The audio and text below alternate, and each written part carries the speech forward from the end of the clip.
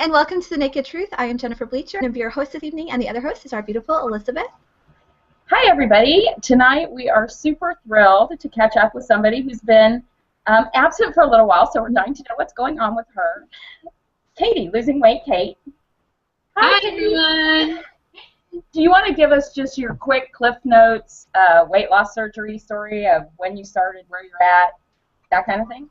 Sure. So I had weight loss surgery December 2013, and so I don't know. It's almost been 2 years in December. Like, I don't know the months anymore. And I was 430 at my highest weight. I was 396 at my surgery weight, and today I weigh in at 250. So I've lost 100, what is that, 80? Wow, that's amazing. So it's pretty exciting, yeah. So that's kind of my synopsis real. And we'll go into that much more in depth, yeah. But just for in case anybody doesn't know who you are, which I doubt. Yeah, people were just a wee bit excited about today's show. Aww. You. Yeah.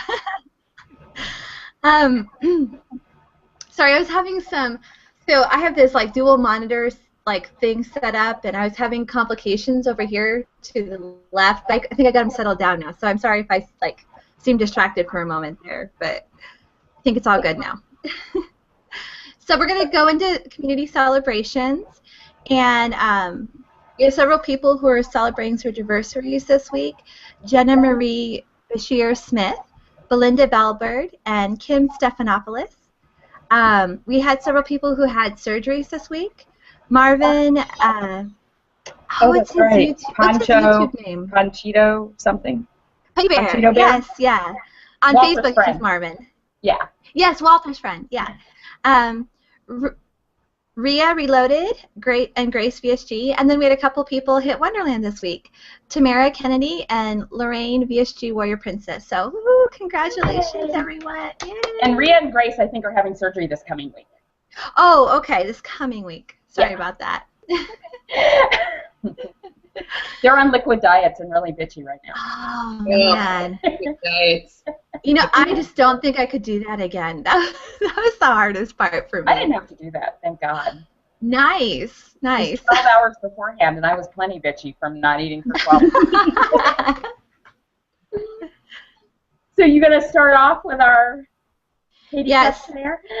So the problem is can't see I can't see what you sent me earlier. I have to find it now on my phone because it's not working on my other monitor. So let's see if I can pull it up. Sorry, guys. I'm usually a little more prepared than this. Do you want me to throw it out, or you got it? You go ahead while I try to get this open. Okay, so we all sort of just want to have an idea of where you've been and what you've been up to and why you went away. All right. Well, let's get right to it. I will. I didn't actually go away on purpose. Facebook just kind of deleted my account. So that was during a really busy time for me, and so then I was like, F it. I don't have time to prove any of this, and so I just stopped. And I really actually miss the community, and so I'm working on figuring out a way back. I want to put some mail that says "Losing Weight Kate" as a proof, because a driver's license. A driver's license. This is me. And see if I can outsmart Facebook, but I don't know. So what I've been doing, I'm still teaching.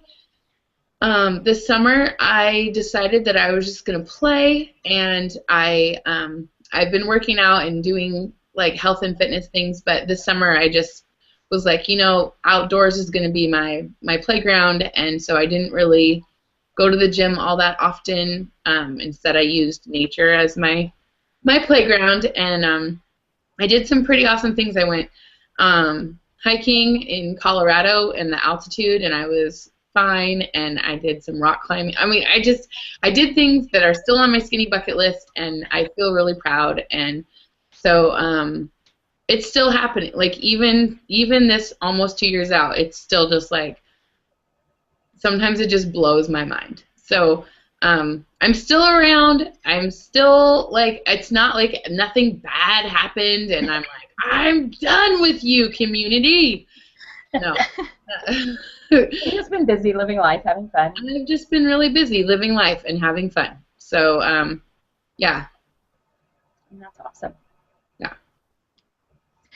So just a Oh, go Sorry, ahead. just a quick business real quick before we continue.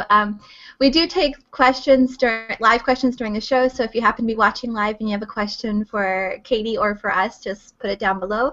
Also, we're going to do, at the very, very, very end of the show, we're going to do the good things. So just type in good things in all caps and tell us what good things you're celebrating this week, and we'll do that at the very end of the show. Okay, sorry, back to questions. That's okay. So we're sorry, and I'm taking 2 questions in a row. But tell us what we want to know now is kind of your all-around story. We want to get down to the naked truth. So tell us a little bit about your background as it relates to weight. I feel like I should be naked for this or something. You should. We should all be naked. The naked truth. None of us could have pants on and nobody would know. I don't have pants on, so there. I have no. Maybe that's a new segment. Do you want to start it out? You can get naked first. That's right. You can like take off a piece of. It'll be like the Naked Truth striptease edition. Exactly. But tell us a little bit about your background as it relates to weight. In terms of, have you been overweight all along? How did that sort of affect you? And kind of how did you or your family try to control that growing up? Yeah, I have been overweight since I was about 4. So I was really skinny and really fast at 4. And then, and I don't know exactly if there's like a pinpoint or like a turning point where that changed, but I remember in 2nd grade, I remember having my first diet, and I remember trying to sneak, like my mom would make me salads in my lunch, and I would try to trade my salad for a friend's school lunch. And I had family members in my life that completely supported me, but as far as body image and like just self-esteem was concerned, they had a really, really low self-esteem, and so that trickled down to me. So I think that's kind of where it stems from, is just like if somebody would have just been like, hey, you are okay, you know, but lots of dieting in our house, lots of like, we're going this way, then we're going this way, and so yeah, growing up, it was a big deal. I remember I was really active though, so like I was a big girl, but I was active a lot. Like I did softball and I did swimming, and I was a very, very active, involved teen. But I remember having to get a different size of graduation gown for high school because it wouldn't fit, like the general ones wouldn't fit me. So they were all black, like all of them were all black. No. They were purple. We were the Vikings. Go Vikings. And my purple was a shade off, and I was so mortified because it was like, I'm not the same. You know, like, we're going to wonder why I don't have the same thing. So stuff like that happens, like, all the time. And so, yeah. So I was on diets, off diets, on diets, off diets. Like, I had a personal relationship with Weight Watchers and Jenny Craig, and like I knew the people. They were like, "Oh, hey, coming back for random time." I'm like, yes, I am. 50 pounds more. Here we go. So it's kind of been a lifelong thing. Mm-hmm. You know, I just have to say, from personal observation, you are one of the more confident, social, bubbly people I know in this community. Mm-hmm. So I know we all sort of sometimes put on a face for people, but I would not see you as lacking self-esteem. Yeah, me neither. I had the same thought. Has it changed? Do you feel like you have a higher self-esteem now? I Or would say through counseling and through journaling and through like serious heavy mental like processes, yes, I am getting there. But there's still that voice inside. So yeah. So here you go. I'm going to go totally off script here and go back to what you were talking about with your family life and growing up. Did you have were other family members heavy or had like a weight problem? Yes. So, well, my grandma, so food was something that was just like involved in everything. So my grandma was a farm girl. So she grew up with like cooking with butter and like just everything. And then my grandpa was part of the Depression. And so like he would, every time we would have a big family meal, he would like, be just like a plate pusher. Like, come on, eat more food, eat more food, eat more food. And so like we didn't want to disappoint grandpa. So we would like eat more food, eat more food, eat more food. So yes, obesity runs in my family on both sides. And so that's, yes, there's not a lot of skinny people in my family. Yeah. So was there like for you, was there like a breaking point that caused you to have surgery, like a particular instance? Yes, actually, it was my birthday. So it was 2000. Okay, I had surgery. Yeah, it was August of 2013. And I was sitting with my foster daughter at the time, and they were singing happy birthday to me, and somebody took a picture. And it was like a sitting down picture with her and me, and I was blowing out the cake. And I saw that, and I was like, that is not me. Like, I was so shocked at how big I had gotten, because I still felt active and spunky and able to live life, and like nothing stopping me. I may be fat, but I can do it. But like at 430 pounds, I was completely denying myself like I thought I could still do things, and I thought I could still make things work. And that picture right then and there, I was like, all right, like I have to do something. And so I researched weight loss surgeries, because I knew I had been thinking about it since I was a teacher in Thailand in 2006. Like, I had a consultation in Thailand. So it's not something that was like super new to me, like, oh, I just woke up and saw this picture and just wanted to do it just like that. Like, it had been something on my mind for a very long time. But the people in Thailand, they wanted to do, like if you were 50 pounds overweight, they would give you weight loss surgery. Like, I was going to say, you probably don't have to be very big in Thailand to get weight loss surgery. And so, like, when they would look at me, they were like, well, like, how do you want to do the surgery on somebody who's that big? And so I was like, if you have a doctor that goes like this, well, it's not going to work out. I mean, it's just not going to work out. So I waited, and I felt like that wasn't the right time. And so so then I looked into it in Mexico, and I actually broke it to my parents, and they were like, and I still would have gone to Mexico. I had no qualms whatsoever. But they had qualms about it, and so they helped me with the I was like, well, I'm going to do this. This is how much money I have. And so they helped me with a personal loan to get it here. So I got it in Seattle. And they went to the seminar with me, and so, because at first they were very scared. Like, they didn't want me to have it. But after talking with the surgeon and like going to the like orientation night thing that all the surgeons do, I think they had a lot of questions answered. So yeah, so then I got it done as quickly as I could. I had insurance, didn't cover it, and so I was able to speed things a little bit along, because I didn't have to have like the 6-month diet first and all of that. But I really wish insurance would have covered it. Yeah. But I don't regret it in the least. waste at all. It was the best money I've ever spent on myself ever in my life. So I'm sorry. Go ahead.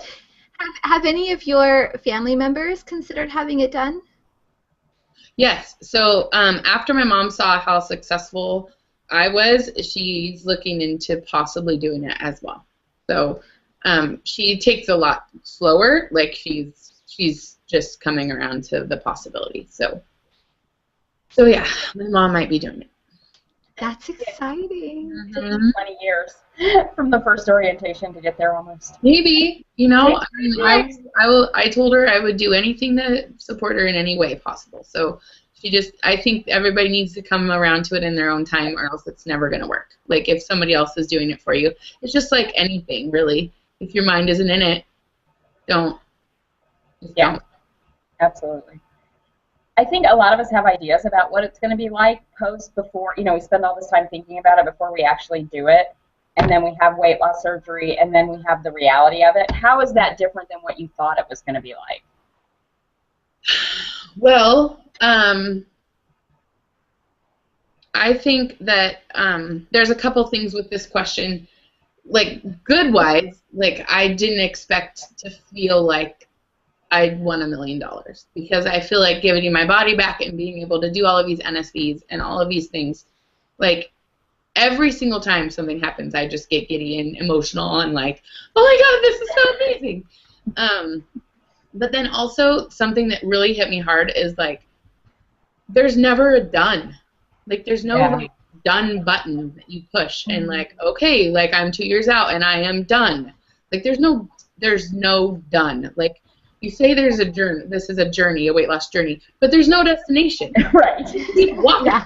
Yeah. There's no, like, you're not going anywhere. I mean, you're going somewhere, but you're, like, there's no done. And so I think when I realized that, I was like, oh, okay. So, like, that was overwhelming for me because I like a start and I like an end. And I like, okay, that's awesome, but there's no done.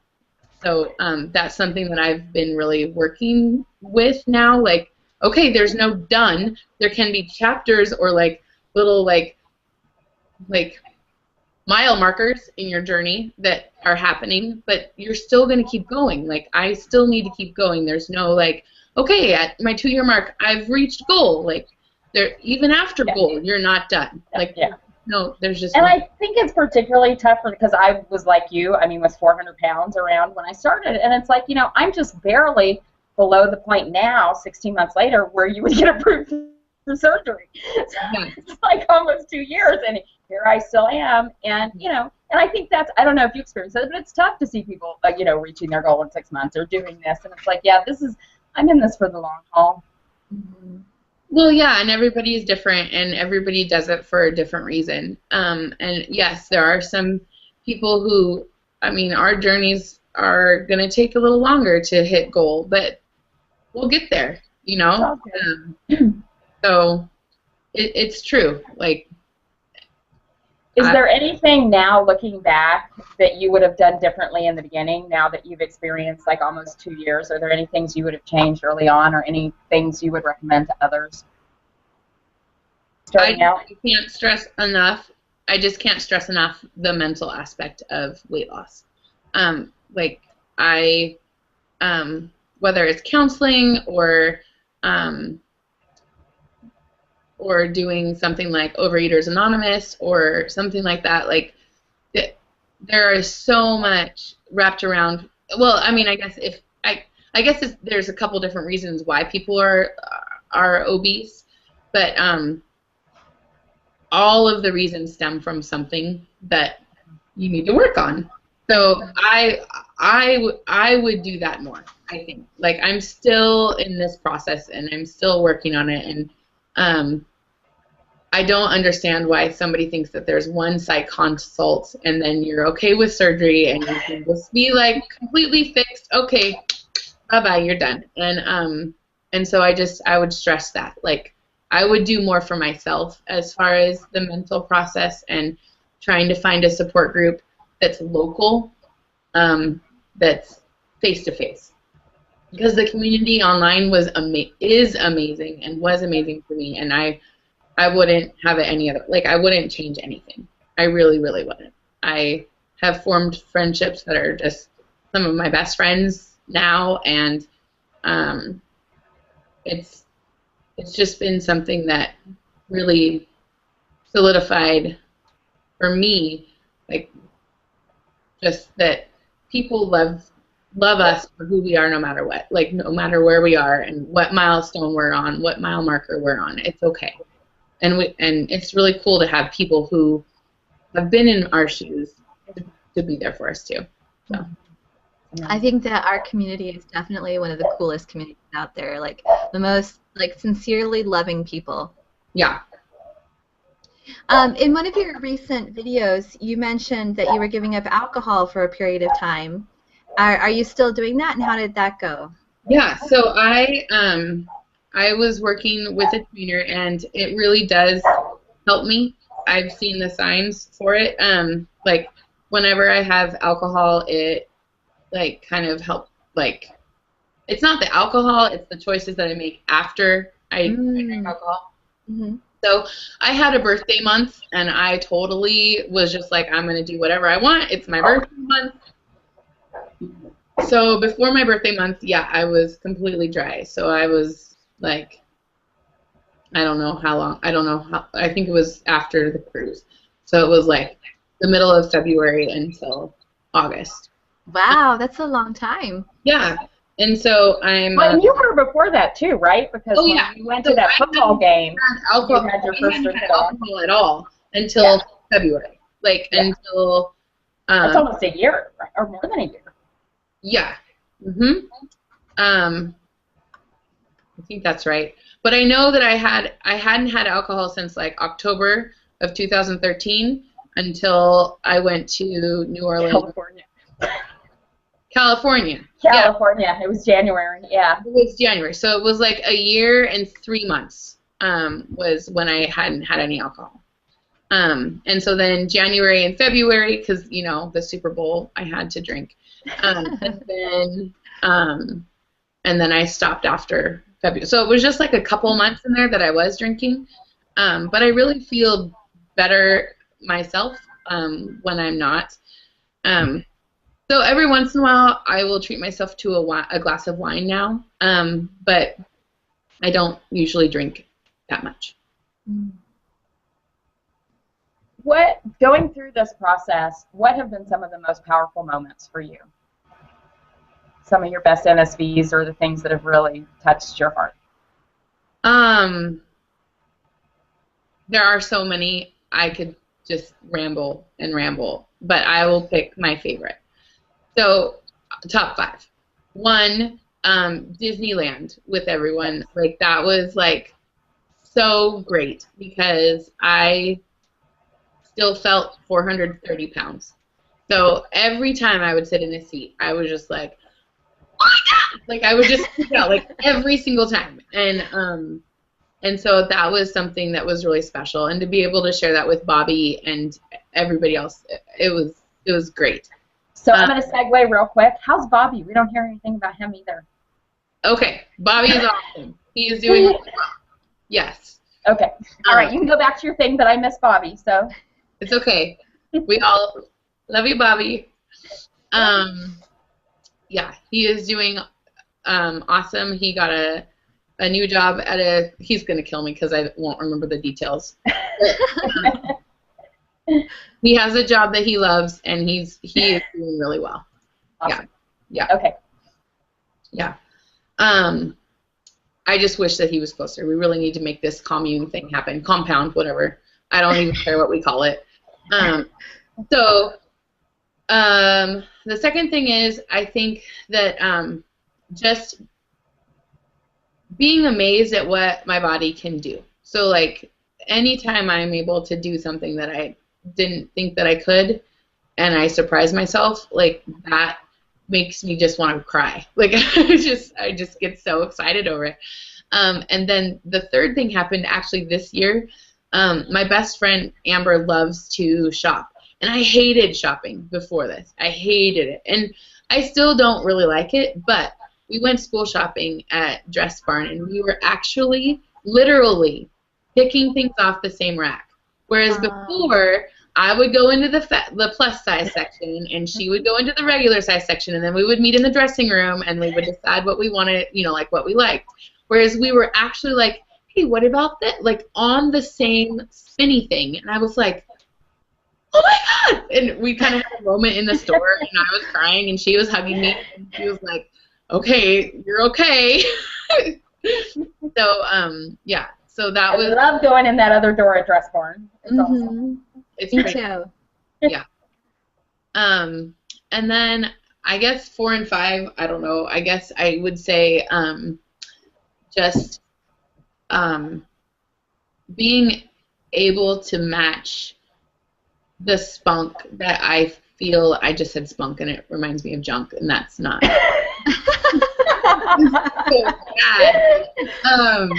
But just being able to be so alive and feel like whatever I want to do, I can put my mind to and do. Like if I've been this successful with this weight loss, and it was the hardest thing that has been my trip up my whole life, like what next? You know. Whatever you want. Whatever I want. So, okay, and I got number 5. Number 5 should be bumped to number 2, be below Space Mountain. It's when the seatbelt clicked.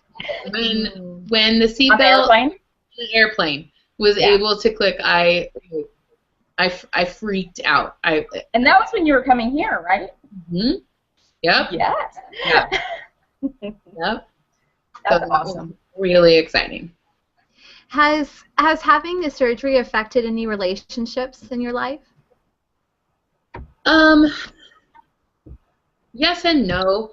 I think that I have changed. So in changing a little bit, being a little bit more not aggressive but assertive in what my needs are, I'm no longer the yes person that I used to be. Like. So sometimes family things, like when I'm the enabler or the like peacekeeper, some of those roles have always been shifted to me, and so I have to set better boundaries for myself, which is hard for people when I have always been the person who will bend over backwards and not get my own needs met. So that's been interesting as far as family dynamics is concerned. Friendships. I think my friendships are stronger than ever. There was a point in time where I feel like I was more involved in the weight loss surgery community than I was in my real life friendships, and so I needed to find a balance for myself that made me feel good, that I wasn't just like on this virtual relationship website and actually getting things, my needs met in like real tangible ways. But I think that overall it's been really good. So how about like with men? Because I know that you're single. Has your relationship with men changed? Oh yeah, they're lining up at the door right now. I got a 5:30. I got a 5:30 and then I got a 6:30. So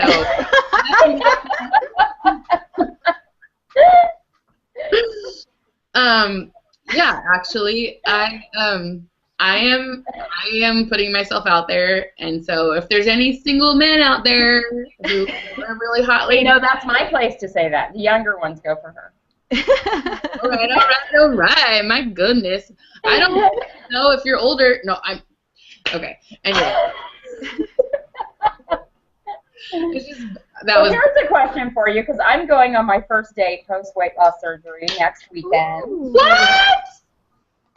So I know you've already done that. So do you tell them you've had weight loss surgery? Do you? I guess it depends, because at this point, what do you think? I don't think that they care. So like at this point, you can do it however you feel. If the topic comes up, like I've had guys who are like, really, that's awesome, and then like want to know more, and then I've had guys be like, all right, and then like move on. So I guess I'm just worried about what it looks like with clothes on is very different than what it looks like without clothes on. well, I hope that you do not take off your clothes on your first date. But if you Not are, the first time. Not the first time. Hey, you know what? If you I want don't know, to it's take your been a clothes while, off on the first date, that's totally fine. No, I want to I'm take not my saying that I haven't, but I'm just saying that like. I didn't mean on the first date. I meant in general. Well, I think when that time comes, the quality men won't give a flying fuck. Mm. I mean, Oh, but by the way, I lost 200 pounds. So just telling you. boom, drop the mic. Boom. So I would say it just depends. So some guys I tell right away, and sometimes I don't. And sometimes if I know instantly that they are not the one for me, I won't. Like I just have a particular dating story of yours that stands out in my mind. the micropenis. Micropenis. Oh, But we don't need to tell everybody that, even though we just did. But. Okay, after the show, I want to hear this story. So, okay, I'm going to switch it around a little bit. And you sort of touched on this already. I know when I went to my weight loss surgery orientation, the doctor said, if you eat because you're not hungry, this surgery isn't going to work for you. And that really pissed me off because I'm like, what the fuck? Everybody in here obviously eats because they're not hungry or they wouldn't be this big. Mm-hmm. But now I totally get it because I'm a compulsive overeater and I'm much more aware of that now because I know how much I eat and I know when I'm eating for reasons that aren't about nutrition. Do you feel like you're a food addict or compulsive overeater? yeah. And how are you dealing with that? Because that's the hard part, man. Particularly as you get further out and can eat more. It really is. First of all, I've learned a little bit more grace of like giving myself the forgiveness and the grace to make mistakes because I think that it comes from this cycle of guilt. So when you can stop the cycle of guilt and you can look at food as nourishment for your body, I think that really, really helps. It doesn't help all the time. I mean, there's always going to be the thoughts of like the compulsiveness and the guilt and everything that goes along with it. I am still trying to go through the Overeaters Anonymous book. Some things in there are for me, and some things in there I'm just like, really? So did you, because I went to a couple of meetings, did you like define an abstinence, like what abstinence means for you? Yeah. So abstinence for me is absolutely zero fast food. So I've been abstinent since October 2013. That is awesome. I haven't That is really awesome. Yeah. Yep. And so I also have trigger foods though. So those are some foods that are like more of the warnings that anyway, there's like all these different things that you can talk about. So I don't have any of that in my house. Like my house is pretty like don't mess with do not bring cookies into my house. But I also like really have set things that work. Protein and produce is really what I eat. And so I've been trying to go through the book and trying to the Overeaters Anonymous book and trying to pick out the things that are helping me with that. And I also go to a counselor once a month. It used to be more, and it's as needed. So if I feel like there's something that's triggering something more and I feel more compulsive, then I'll go to her more. But once a month seems okay right now. I have a couple quick stories I just want to share really quick. First one is Katie made this really awesome cookie dough video. There's a really awesome video about cookie dough. Yeah. Did you make the cookie dough yourself? Yeah. Like, oh my God. So she did frozen cookie dough and you just flushed it down the toilet? So she instead of eating it, she filmed herself flushing it down the toilet. So like I had really mixed emotions during this video. Like on one hand I was so proud of you, and on the other hand I was screaming, "Don't destroy it! Give it to me! I want the cookie dough!" Even I think that I want that cookie dough. I want to eat that cookie dough. I have major major food issues, obviously. And Katie, you don't know about this because you're not on Facebook, but I just shared earlier today that my mom has a brain tumor, and Oh, Jennifer, I'm so sorry. you know what? I'm not even gonna think about it because I told David, like, in the video I start crying, like, even though I didn't want to cry. I said I don't understand. I haven't cried about it all week, and he's like, that's because you keep yourself busy and you don't think about it. So as soon as you start talking about it, then you start crying. So which is so true. So last weekend, my one of my transfer addictions is shopping, and last weekend, feeling just crappy, having to deal with all this emotional stuff with my mom, I wanted to go buy this pair of boots. So I went to the mall, and I tried the boots on, and, you know, being a teacher, I have to stand on my feet all day, and the boots just weren't comfortable. And even though I really, really wanted them, they were really, really cute, I just couldn't see myself spending that much money on shoes that I knew would be uncomfortable. So I couldn't get the shoes. So then I go down to the, like, where they make the pretzel things, the pretzel maker stand, and I get a big thing of pretzels. No protein in there at all, right? All carbs. And then I go to my car because I'm too embarrassed to sit in the mall and eat it. So then, like, I'm putting, and they're like little pretzel bites. So I'm putting these in my mouth. Oh, I don't want to get all upset again, but then I just start bawling because it didn't make me feel good. It made me feel terrible, actually. It did nothing for my body. It didn't fuel me in any way, and it didn't make me feel good the way food used to make me feel good. Like, I can't binge the way I used to binge. It doesn't have the same effect on me anymore. Yeah. So that was a really frustrating day because I couldn't indulge in my shopping addiction, and I couldn't indulge in my old addiction of food. So I just had to sit in the car, and I had to just cry it out. I had to deal with my emotions and just cry it out and feel the emotions, even though I don't want to feel them. Yeah. Well, and that's the hard part. I think that's what we all did with food for so long, was use that instead of actually feeling stuff. Yeah. Or at least I did. I'll speak for myself. Me too. But I want to say, like, did you die? Like, I mean, you know, like, we're so worried about, like, having feelings. Right. It's like, and you are so brave for, like, first of all, recognizing that, and then second of all, just feeling it. Like, it's okay to sit with feelings, and it's okay to say I'm sad or I'm angry or whatever. And for some reason, our society thinks that we have to be this perfect, like, show just happy all the time, like, emotions, and it's not always the case. And I think for me, it's always hard to do exactly what you did, Jennifer, and just feel it, because for some reason we think it's not okay. It's not okay to feel, but we're human beings. We're supposed to. So that's an aha. We're supposed to. We're supposed to feel it. Yeah. Yes. Okay. I'm so sorry, guys. And we got way off track. Is Elizabeth? Are you there? Are you frozen? Oh, there you are. I'm here. Are you frozen? Yeah. So Katie. So yeah. What's next for you? What's next for Katie?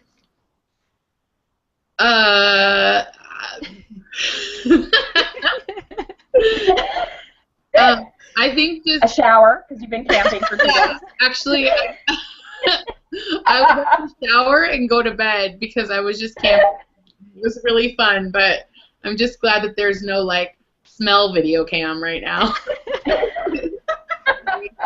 And I'm such a freak. I told her I wish there was, because I love the smell of campfire. Oh my I'd love to smell her right now. I think we talked in one of your last videos about considering plastics.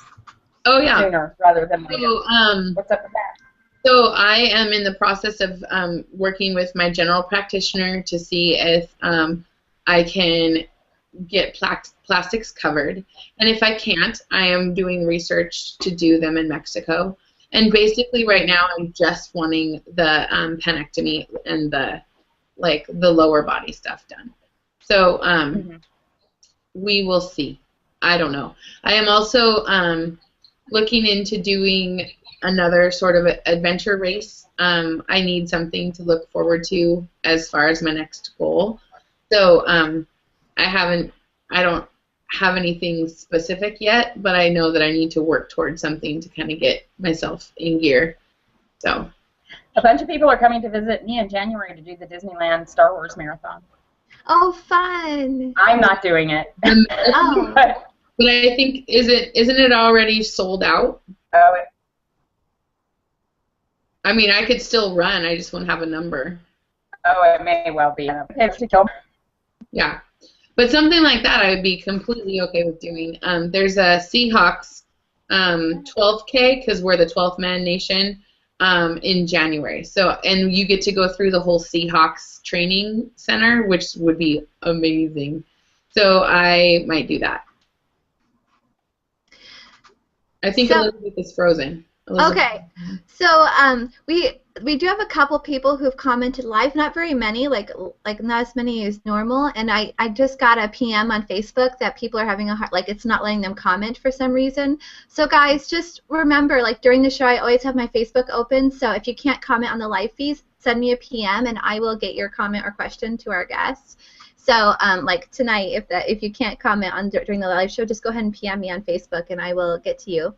But we do, Zen Maiden and Frankensleeve are watching right now, and Frankensleeve says, "You are so right. There is no done. No wonder I like the word adventure instead of journey. A journey has an ending, and an adventure can go on forever." I agree with that. Yeah. I always say adventure too, but I never thought of it like that. But I always say adventure too. And then Zen Maiden said, "Hi y'all. Definitely not on the first date. Don't tell. It opens the door to another vision." Oh, we have. Do you see two Elizabeths? I'm back.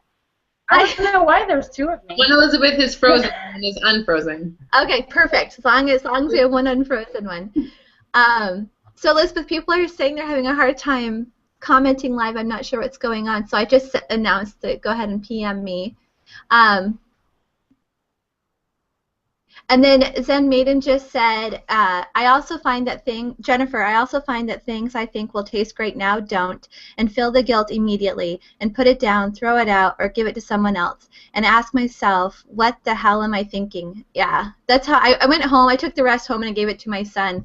I was just surprised at how it did nothing for me. Like, it was buttery, salty bread. How could buttery, salty bread not do anything for me? But it did nothing for me. Yeah. And then Sleeve Rocker says, "Yay, Katie, good to see ya." Hi. And then I got a PM from Gretchen VSG. She says that she's sending her love to all of us. She is watching live. Finally, she says she's finally getting to watch live. Awesome. Yeah. I think Elizabeth is still frozen. Oh, she is.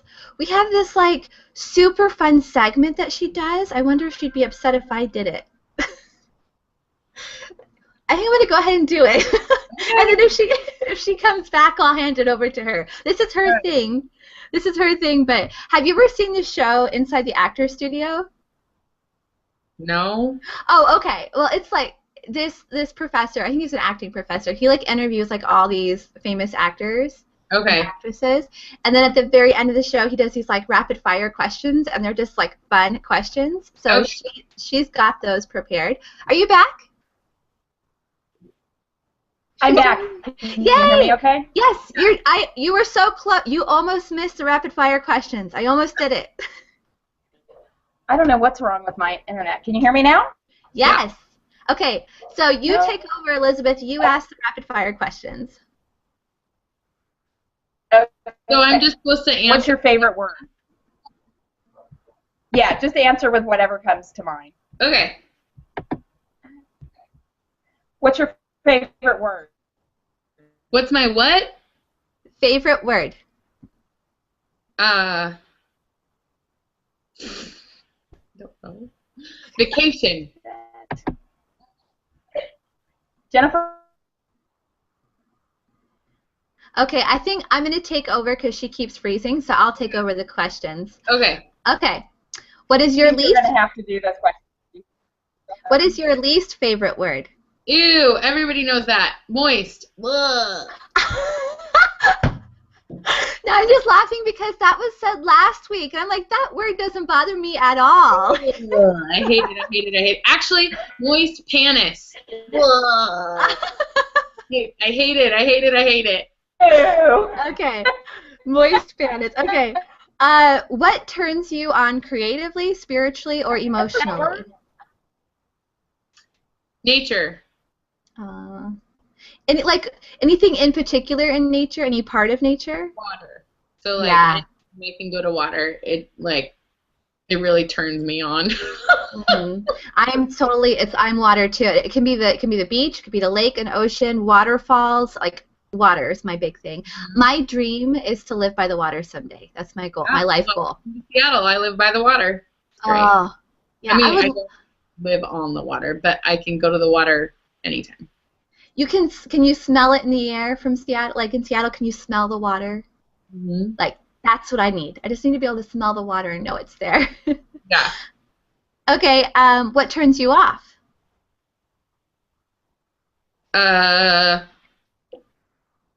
Like as far as like life or guys or what? Anything. Arrogant people. Yeah. What is your favorite curse word? I have so many fun ones. I probably say shit more than fuck, but probably oh shit.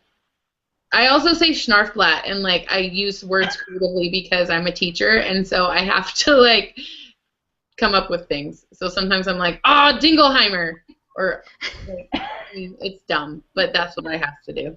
So that reminds me, like I usually don't swear. Or shut like, the front door. That's yeah. I use that one. I usually don't swear, but my favorite one is fuck. But my ex, of course. My ex-fiance is from Turkey, and he would like swear in Turkish all the time. So like, I have no problem swearing in Turkish. Like, when I'm really mad, I'll be like, I'm gonna stick to that. What you do?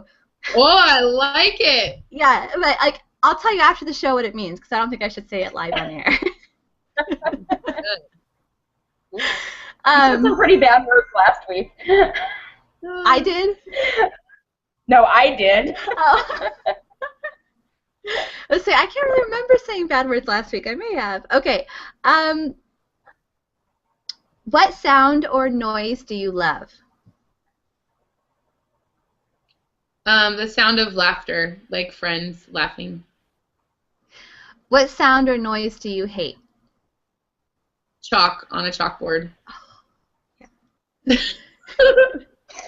What profession other than your own would you like to attempt? A millionaire. A lottery winner? Independently wealthy? Yeah. Or like a sugar daddy's mama, like a sugar daddy's wife. That's what I want. What profession would you not like to do?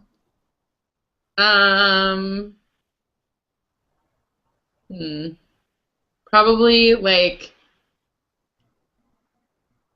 I don't know. Probably like somebody who has to like do something with feet, like a podiatrist. What is it? I don't know.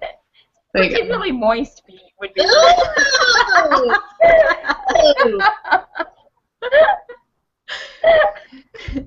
If heaven exists, what would you like to hear God say when you arrive at the pearly gates? Well done. Here's some wine. Time to relax. Phew, glad that's over. Okay, so oh, go ahead. Sorry, go ahead, Elizabeth. I was just going to ask, are you going to OH, Katie? No, I'm not. I'm not able to get enough. Like, it's too short of time for such a long distance. So, no. What about WSFA? I'm going to try my best to go to WSFA, but that's not a yes yet. Yeah. It's just a possibility. So. I'm going to try my best too to go. Like, I'm working on it. I'm working really hard on it. Yeah. Well, I'm definitely going because I have a panel. Yep, you're speaking. You have to be there. What do you, Katie? If you wanted to start making videos again, you could be on the panel. What's your panel about? YouTubers and how being a YouTuber has impacted your weight loss surgery journey. Yeah. Are you going to invite me to be on the panel too? Maybe. I have to give them a list of people to look at. So. I'm just kidding. You don't have to. Okay. I'm trying to find men. I mean, that's the hard part. There's lots of women, but it's like men who consistently make videos. It's hard. Yeah. Well, Pete does, doesn't he? Yeah, but I don't think because they don't pay for your trip. I don't think he's going to come from Canada. I haven't asked him yet, but I was going to ask Scott, Gastric Tiger, if he would start making videos again. So. Yeah, because he'd be another good one, and he's definitely going. Yeah, and I asked Phil, and he's not sure if he's going, but Tanya asked Phil for me. Mm-hmm. So. Yeah, we don't have a lot of men in the community. No. But, so I'm just going to do a quick look to see if anybody has posted any good things. I feel bad because last week people did post some more good things that I missed, and I thought I wrote them down, but I don't have all of them written down, but I just have one. Christy Collins said her good thing is she reconnected a friendship. That's always a good thing, so that's awesome. And I have a good thing to give Katie just some more good news is that the tumor is not cancer. It's like 99% chance that it's not cancer. We just found this out a couple days ago. Oh, so good. yeah, so that's like my good thing right now. Yay. That is a really good thing. Yeah. And then next week we have Patty. We're so excited. Someone else who's been absent lately. And then the following week you're going to be in Oregon, right? I am, and we're going to do the Naked Truth from Lindsay's house with Lindsay as our guest. Yay! You want to share? We didn't see. Oh, he looks just like Dale Cooper. Is it a boy or a girl? It is a girl. This is Monkey. Yeah. Well, Monkey and Dale Cooper could make identical babies because they look exactly alike. She's speaking. Monkey, speak. Even Dale has like no eyebrows. Does Monkey have no eyebrows? Like no hair there? She has weird. No? Yeah. She doesn't have hair. Yeah, there. so does Dale. That's weird. Yeah. So we'll be coming. So 2 weeks. Next week we'll be Watch Patty Melt, and the following week we'll have Lindsay fly, and we'll be coming from her house. And maybe her internet connection will be better than mine was today. She has a pretty good connection. She's been on a couple times, and we've never had any problems. So should be good. Should be a good show. Any final words before we go, Elizabeth? Katie? I don't think so. Just good to see your face, Katie. I love your hair. You look awesome, and I've missed you. Thank you, you guys. Thanks for having me on. I really missed you guys, too, and it's an honor. It's so fun having you on. And stick around because I want to hear that story. But I'll say goodnight to everyone else. Good night, everyone. Thanks for watching. Bye.